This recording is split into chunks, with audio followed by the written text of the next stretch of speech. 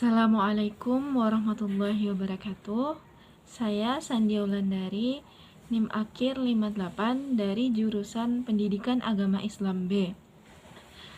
Di sini saya akan menjelaskan tentang manajemen pembiayaan pendidikan. Tujuan dari pembuatan video ini adalah untuk memenuhi tugas mata kuliah manajemen pendidikan di sekolah. Manajemen pembiayaan pendidikan itu yang pertama tentang konsep dasar manajemen. Yang pertama, definisi manajemen pembiayaan pendidikan. Terbagi kepada dua, yang pertama manajemen pembiayaan dan kedua pembiayaan pendidikan. Manajemen adalah sebuah kegiatan yang berkesinambungan. Manajemen pembiayaan merupakan rangkaian kegiatan atau keseluruhan proses pengendalian usaha kerjasama sejumlah orang untuk mencapai tujuan pendidikan secara berencana dan sistematis yang diselenggarakan pada lingkungan tertentu, terutama dalam bentuk lembaga yang bersifat formal. Yang kedua, pembiayaan pendidikan. Pembiayaan pendidikan memiliki peranan yang sangat penting dalam proses pendidikan. Pembiayaan sebagai faktor pendukung. Yang selanjutnya, arah dan fungsi manajemen pembiayaan pendidikan. Pemberdayaan fungsi-fungsi manajemen diarahkan untuk meningkatkan efektivitas pencapaian tujuan organisasi. Ada 5 target yang harus dapat dicapai, yaitu efisiensi pengadaan barang dan jasa, alokasi belanja yang tepat sasaran, alokasi belanja yang berkeadilan sosial, peningkatan pelayanan, kualitas pelayanan, dan citra baik lembaga pendidikan. Selanjutnya kita masuk kepada esensi manajemen pembiayaan pendidikan.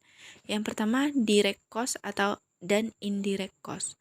Direct cost atau pembiayaan langsung, yaitu pembiayaan yang langsung berproses dalam produksi pembiayaan. Dalam produksi pendidikan, biaya pendidikan ini secara langsung dapat meningkatkan mutu pendidikan. Yang kedua yaitu social cost dan private cost.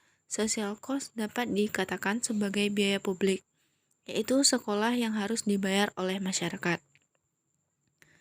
Yang selanjutnya, fungsi pembiayaan pendidikan.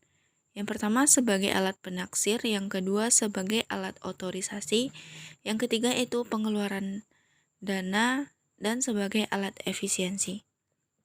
Yang selanjutnya kita masuk kepada prinsip-prinsip pembiayaan pendidikan. Yang pertama itu karakter atau penilaian terhadap karakter atau kepribadian calon penerima. Yang kedua capacity, yaitu penilaian secara subjektif tentang kemampuan penerima pembiayaan. Yang ketiga kapital, yaitu penilaian terhadap kemampuan mulai yang dimiliki calon peserta. Yang keempat, kolateral, yaitu jaminan yang dimiliki calon penerima pembiayaan. Yang kelima, condition, yaitu harus melihat kondisi ekonomi yang terjadi di masyarakat secara spesifik. Yang selanjutnya kita masuk kepada sumber pembiayaan pendidikan. Sebagaimana dilaporkan oleh Bank Dunia, proporsi pembiayaan pendidikan yang bersumber dari pemerintah untuk sekolah negeri menurut Supriyadi meliputi 83% di SD, 81% di SLTP, 78% di SMU, 79% di SMK, sekitar 95-95% dari dana pendidikan tersebut digunakan untuk membayar gaji guru atau pegawai. Yang selanjutnya kita masuk kepada perencanaan anggaran dan belanja lembaga pendidikan. Menurut Kons, penganggaran atau budgeting merupakan suatu langkah perencanaan yang fundamental. Anggaran dapat diartikan sebagai suatu rencana operasi dari suatu kegiatan atau proyek yang mengandung perincian pengeluaran biaya untuk satu periode tertentu.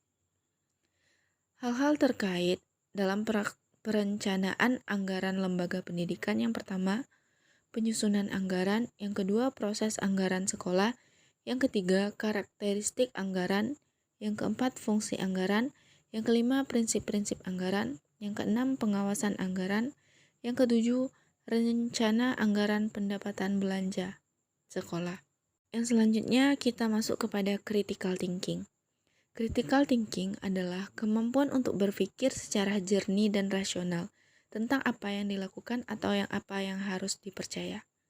Critical thinking mencakup kemampuan untuk terlibat dalam pemikiran reflektif dan mandiri. Yang selanjutnya kita masuk kepada pelaksanaan anggaran pendidikan. Dalam melaksanakan anggaran pendidikan, hal yang perlu dilakukan adalah kegiatan membukukan atau accounting.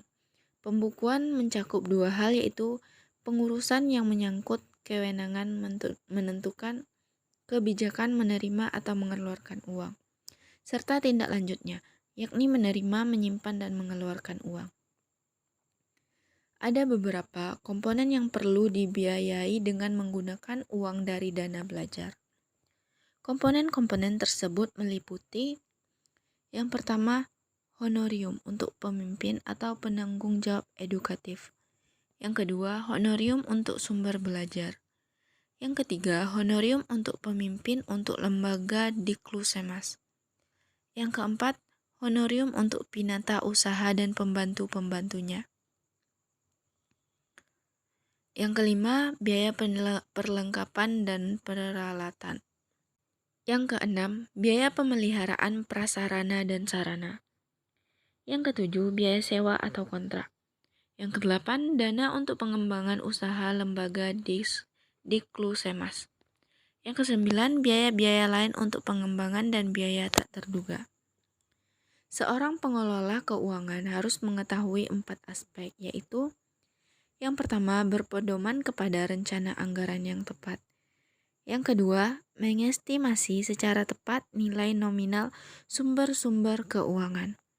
Yang ketiga, mencermati tentang pengaruh waktu dan ketidakpastian. Yang keempat, memperhitungkan efisiensi pengaruh waktu dan ketidakpastian, menghitungkan efisiensi pengeluaran secara cermat. Selanjutnya itu pengawasan pembiayaan pendidikan.